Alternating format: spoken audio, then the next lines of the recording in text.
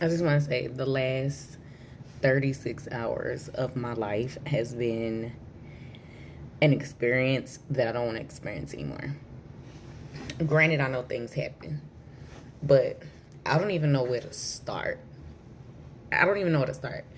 My trip, first, let me just say my trip to Maryland was amazing. I got to see a little bit of Virginia. I got to see the, what they call it, the Pentagon City. I got to see that.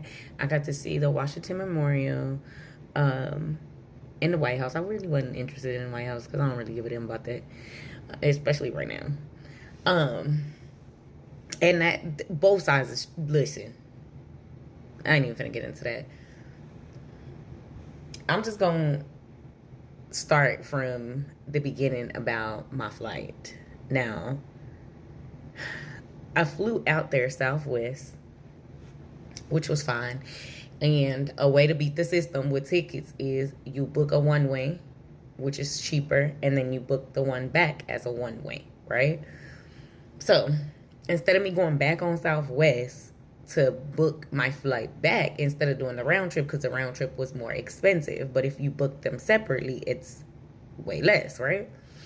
Tuesdays and Wednesdays, Monday through Wednesday, that's when you're supposed to book your tickets because they're cheaper.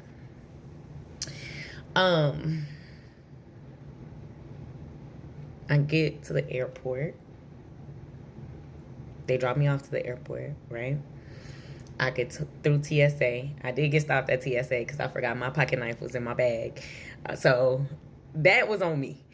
Okay, I get through TSA. No. Let me back up. Because I want to make sure, because I'm a little tired. I'm a little delirious. I am running off of 2 hours of sleep because I did have to still get up and go to work today. And I didn't get home till 3 something this morning. Mind you, I've been on 2 different time zones. So I am a little jacked up right now. So I get to the ticket counter. Not the ticket counter, the baggage thing. First of all, there shouldn't be no reason as to why Spirit is charging $75 for a checked bag when on a regular flight, like United, American, and Southwest, the regular fee for a regular check-in bag, just, a regular suitcase, not the huge, large ones, just a regular suitcase, $70. I was already upset. I said, okay, let me chill. My luggage got to get home. Get on the plane. The plane doesn't leave until an hour after it's supposed to take off, which means my connecting flight back to Texas, I would miss, right? So we're asking the flight staff, like, what about our connecting flights? We're going to miss them. They're like, oh, well, the door's stuck to the ramp. So we're waiting on somebody to come fix it or whatever. Okay, so I've been in this situation before where the plane is delayed, right? Weather, whatever the case may be, they waiting on a passenger. They don't have no wheelchairs, something. So captain gets on. He says, yeah, the ground crew, blah, blah, blah, blah, blah. And the door is stuck. And we can't get the door closed. We have to close the door to the cabin, blah, blah, blah. So we're like, okay, it shouldn't take that long. The plane was supposed to leave at 6:10. Plane didn't leave till 7:15. Okay. My next flight was at 9:26. 9:26. That's a 3-hour flight from Baltimore, Maryland to Florida, to Fort Lauderdale. Okay. We get there. The lady's like, the stewardess, she says, wait, do they call them that anymore? Whatever. She says, oh, if y'all run, y'all can catch your flight. We run to the gate. Mind you, that flight is delayed till 10:02. It's 9:50 when we get up to the thing. Okay. We didn't get no notifications. They didn't send us no text messages, no emails, no nothing. Nobody on this plane that had a connecting flight to Houston, Texas. The connecting flight was to Houston. Nobody had gotten any notification about anything, about the flight being delayed. They didn't even call to see if this other plane would wait. And we were literally like 20 minutes behind, which I know sometimes they will wait and sometimes they won't, but they'll start making accommodations. You know what I'm saying?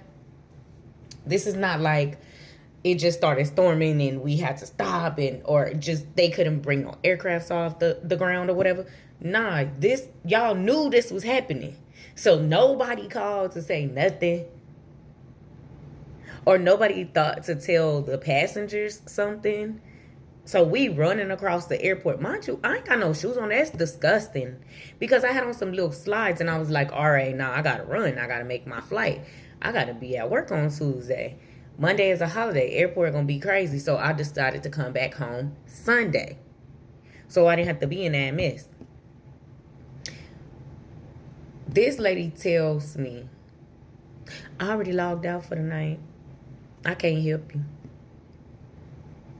While she's at the counter. She was at the counter. So y'all know these flights are coming in late. It's everywhere in the airport. You can see it on the boards. You can see it when you're in your computer because you're at the terminal where the planes are coming in and out. You know this. So we get off the plane. We get there. She's like, oh, y'all can go to G10. We get over G10. It's closed. Everything in the airport is fucking closed. We can't get no food. The reception is bad, of course, because it's the airport. They essentially just left us to do whatever because nobody was there. So we go back to the gate where we were supposed to get on. The girl's like, oh, yeah, what time is it? Yeah, love. It's closed. It's closed. They closed. So then why did you send us over there? So you just wasted 30 minutes of my time. Like, so in my head, I'm like, okay, well, at least my luggage will be home and I don't have to worry about looking for my luggage, right? Because typically when you miss your connecting flight, your luggage is in the city that it's supposed to be in. Baby, tell me why I'm walking through this airport. Not even in a Spirit terminal. And my bag, my luggage is laying on the floor. I was walking past a JetBlue. Okay, you know, Jet2 Holiday, blah, blah, blah. Them terminal. And my luggage was on the ground. I told the two other ladies I was walking with that we all just got put off this plane.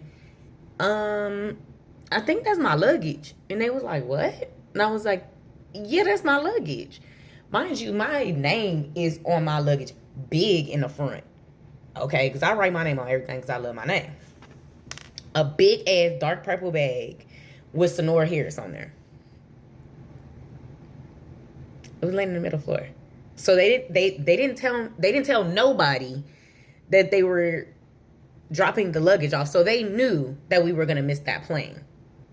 Because they would have just sent the luggage on the plane. Because that's how every other airlines works, right? I've never experienced this to this degree. Okay? So that's why I'm going to stop this story because I got to do a part 2. Because it gets worse. 2 days of this shit. It gets worse.